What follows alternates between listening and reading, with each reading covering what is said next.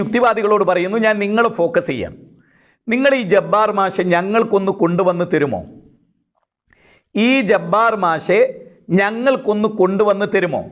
മുസ്ലിങ്ങൾക്ക്, ഖുർആനിൻ്റെ അനുയായികൾക്ക് നേർക്ക് നേരെ സംവാദം നടത്താൻ ഈ ജബ്ബാർ മാഷ് സ്വയം തയ്യാറല്ല. അദ്ദേഹത്തിൻ്റെ കഴുത്തിൽ കയറിട്ട് കുടുക്കി വലിച്ച് നിങ്ങൾ കൊണ്ടുവന്ന് ഞങ്ങൾക്ക് തരുമോ?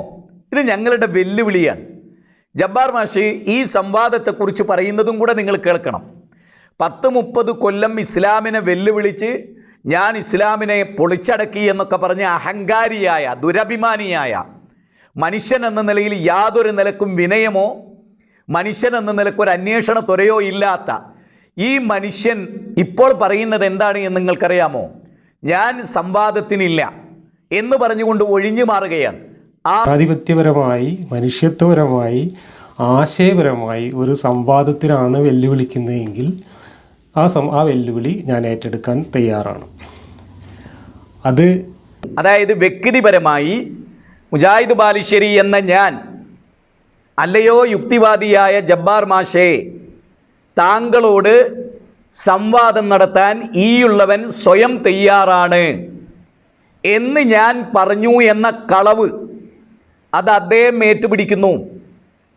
ജബ്ബാർ മാഷ് സംവാദത്തിന് റെഡിയാണ് എന്ന് പറഞ്ഞ് MM അക്ബറിനോടും മുജാഹിദ് ബാലുശ്ശേരിയോടും ഞാൻ സംവാദത്തിന് റെഡിയാണ് എന്ന് പറഞ്ഞ് അവതരിപ്പിച്ച അദ്ദേഹത്തിൻ്റെ വീഡിയോ, ആ